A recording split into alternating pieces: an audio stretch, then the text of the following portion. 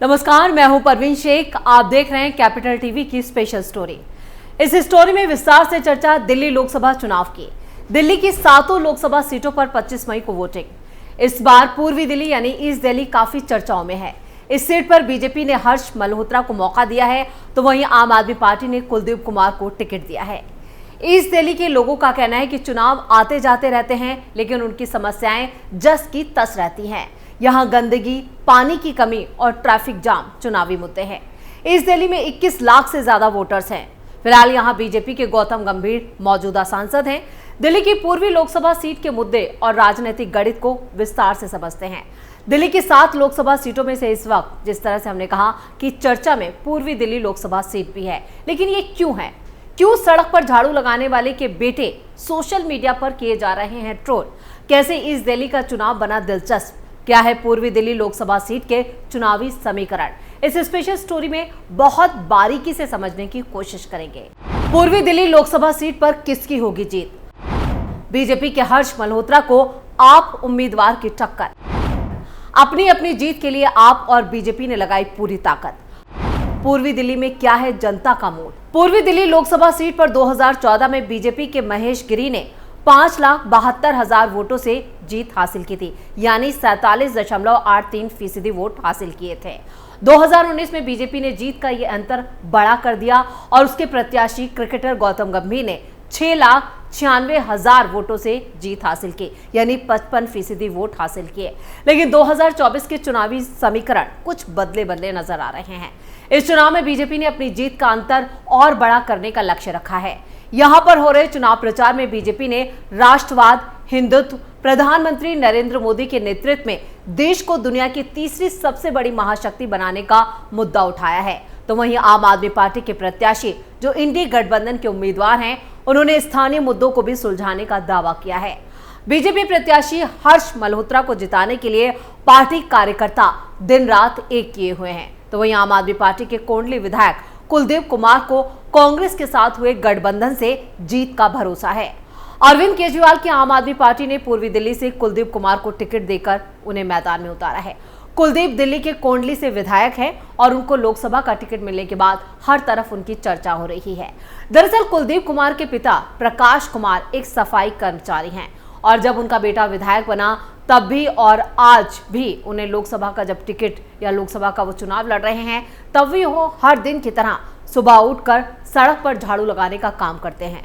प्रकाश कुमार ने कहा है कि कुछ लोग पूछते हैं कि आप अब भी क्यों काम करते हैं, तो उनसे यही कहता हूं कि बेटा अपना काम कर रहा है, मैं अपना काम कर रहा हूं। कुलदीप का कहना है कि अब मैं उन्हें काम ना करूं, लेकिन मैंने कहा कि मैं अपना काम करूंगा। लोग घर बैठने के लिए कहते हैं तो मैं कहता हूं क्यों बैठ जाऊं। प्रकाश कुमार ने उम्मीद जताई है कि उनका बेटा चुनाव जीतेगा। विधायक कुलदीप कुमार की मां सुनीता एक निजी अस्पताल में सफाई कर्मचारी थी। उन्होंने भी कुछ वक्त पहले ही नौकरी छोड़ दी थी। वहीं आम आदमी पार्टी के लोकसभा प्रत्याशी कुलदीप कुमार उर्फ मोनू से जब उनके पिता के बारे में पूछा गया तो उन्होंने कहा कि मुझे पिता के काम पर गर्व है, आज उन्हीं की बदौलत मैं यहाँ पर हूँ। कोरोना के वक्त उन्होंने बहुत महत्वपूर्ण काम किया, उस वक्त हम भी लोगों की सेवा में लगे थे। कुलदीप ने कहा कि ये सीट इंडी गठबंधन भारी बहुमत से जीतेगी, लेकिन इस सीट पर कांग्रेस की तरफ से चुनाव प्रचार ना के बराबर किया गया है। बल्कि राहुल गांधी ने कन्हैया कुमार के लिए तो प्रचार किया, लेकिन आम आदमी पार्टी के उम्मीदवार कुलदीप के लिए प्रचार नहीं किया, जिससे कई सवाल खड़े होते हैं। कौन है हर्षदीप मल्होत्रा? भारतीय जनता पार्टी ने पूर्वी दिल्ली से इस बार हर्ष मल्होत्रा को टिकट दिया है, जिनका पूरा नाम है हर्षदीप मल्होत्रा, जो दिल्ली बीजेपी के महासचिव हैं। इसके अलावा वो पूर्वी दिल्ली नगर निगम के पूर्व मेयर रह चुके हैं। दिल्ली बीजेपी के सक्रिय नेताओं में शामिल हैं। हर्ष मल्होत्रा की पूर्वी दिल्ली पर अच्छी पकड़ है, कई चुनाव भी जीते हैं। साथ ही दिल्ली बीजेपी के अध्यक्ष वीरेंद्र सचदेवा के करीबी भी हैं।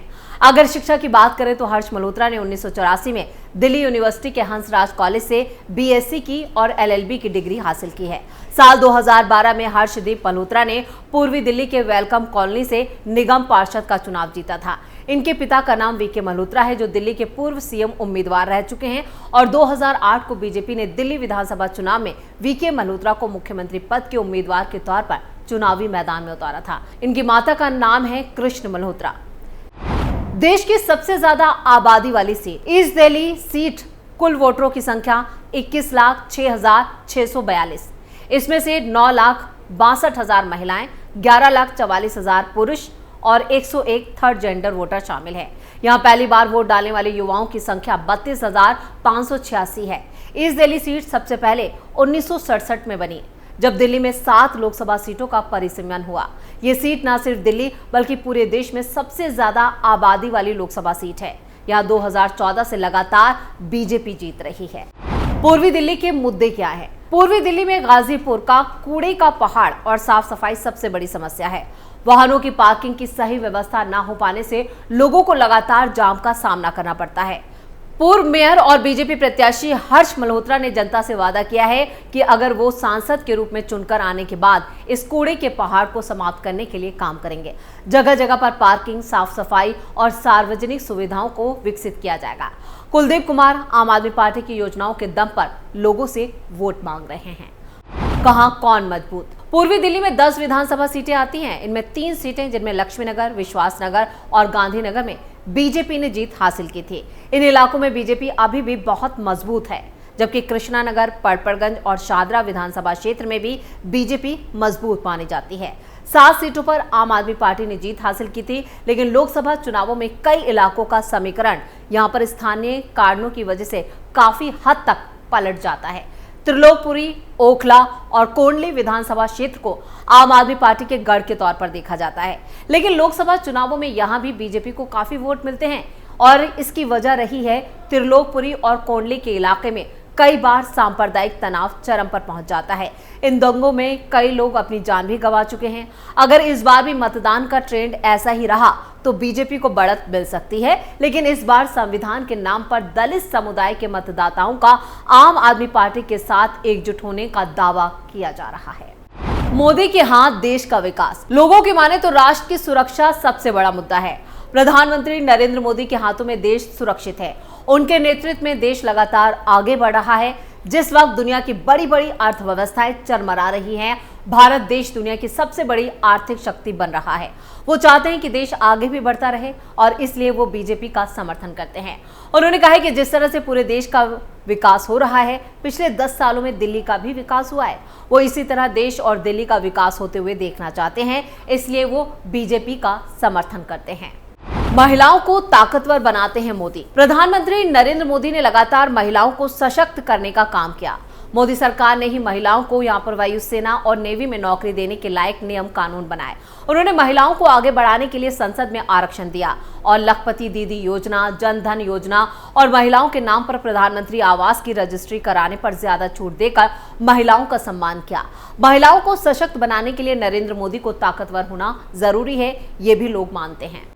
अल्पसंख्यकों को धर्म के नाम पर उलझाती है आम आदमी पार्टी और कांग्रेस। शाहीन बाग में सीएए कानून विरोधी आंदोलन ने अंतर्राष्ट्रीय स्तर पर सुर्खियां बटोरी थी।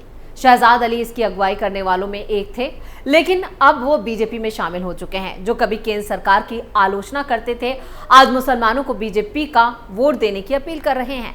शहजाद अली का आरोप है कि कांग्रेस और आम आदमी पार्टी मुसलमानों को धर्म के नाम पर बरगलाने की कोशिश कर रही है, जबकि मुसलमानों को शिक्षा, रोजगार के काम पर वोट करना चाहिए। उनका आरोप है कि पूरे ओखला क्षेत्र में पीने के पानी की गंभीर समस्या है, लेकिन आम आदमी पार्टी 10 सालों में यहां साफ पानी तक मुहैया नहीं करवा सकी है। चुनावी जुमला बोल रहे हैं प्रधानमंत्री। वही पूर्वी दिल्ली की ओखला के लोग यहाँ पर, जिनमें समाज सेवी और पत्रकार कबीर सिद्दीकी भी शामिल हैं, उनकी माने तो पीएम मोदी 140 करोड़ देशवासियों का विकास करने की बात कहते हैं, लेकिन साथ साथ वो ये डर भी दिखाते हैं कि कांग्रेस हिंदुओं की संपत्ति छीनकर मुसलमानों को दे देगी। उन्हें लगता है ये एक चुनावी जुमला है। वो ये मानते हैं कि प्रधानमंत्री नरेंद्र मोदी की सरकार ने भी मुसलमानों की भलाई के लिए बेहतर काम किया है। उन्होंने ये भी माना कि मुसलमानों के साथ साथ पूरे देश की सबसे बड़ी समस्या महंगाई और बेरोजगारी भी है। वहीं मुसलमानों के अपने वास्तविक मुद्दों पर मतदान करने की बात उन्होंने मानी है। बुरके से भेदभाव नहीं, लेकिन फर्जी मतदान रोकने के लिए हो उपाय। सोशल वर्कर सायरा सिद्दीकी की माने तो मुसलमानों को भी देश की सुरक्षा और विकास के मुद्दे पर वोट करना चाहिए। उन्होंने कहा कि बुरके पर सवाल उठाकर बीजेपी ने सही नहीं किया है। बुरके वाली महिलाएं जहाज चलाने से लेकर देश चलाने तक का काम कर रही हैं। ऐसे में कपड़ों पर सवाल नहीं होना चाहिए, लेकिन फर्जी मतदान रोकने के लिए ठोस कदम उठाए जाने चाहिए। उन्होंने कहा कि उन्हें लगता है कि राहुल गांधी और अरविंद केजरीवाल भी देश के लिए बेहतर काम कर रहे हैं। वहीं राघव चड्ढा ने कहा है कि आम आदमी पार्टी ने हमेशा सामान्य परिवारों के लिए, यहाँ पर जो सामान्य परिवार हैं उनके विधायक, सांसद और मंत्री उनकी तरफ से बनाए गए हैं। कुलदीप कुमार और मैं इसका उदाहरण है। चड्ढा ने ऐसे शिक्षित और ईमानदार प्रतिनिधियों को चुनने के महत्व पर भी रोशनी डाली जो लोगों की सेवा के लिए समर्पित हो। राघव चड्ढा ने सोशल मीडिया प्लेटफॉर्म एक्स पर लिखा, पूर्वी दिल्ली लोकसभा में आपके प्रत्याशी कुलदीप कुमार के लिए प्रचार किया और वोट मांगे। 25 मई का दिन होगा, झाड़ू चुनाव चिन्ह होगा, इंडिया जीतेगा। प्रचार के दौरान राघव चड्ढा और कुलदीप कुमार एक ही खुली गाड़ी में सवार थे, यानी कि राघव चड्ढा से लेकर आम आदमी पार्टी के तमाम नेताओं ने कुलदीप के लिए वोट मांगे। लेकिन फिर सवाल वही है कि कांग्रेस ने कुलदीप के लिए चुनाव प्रचार क्यों नहीं किया, क्योंकि यहाँ पर पूर्वी दिल्ली में कांग्रेस और आम आदमी पार्टी के जॉइंट या कहें कि जो प्रत्याशी हैं वो कुलदीप कुमार हैं। वहीं हर्ष मल्होत्रा भी अपनी जीत का दावा कर रहे हैं। अब जनता किसके हक में फैसला देगी, ये 4 जून को साफ हो जाएगा। स्पेशल स्टोरी में इतना ही। वीडियो कैसा लगा नीचे कमेंट करके अपनी राय जरूर दें। वीडियो को लाइक करें, शेयर करें और कैपिटल टीवी को अगर सब्सक्राइब नहीं किया है तो जल्दी से सब्सक्राइब करें। नमस्कार।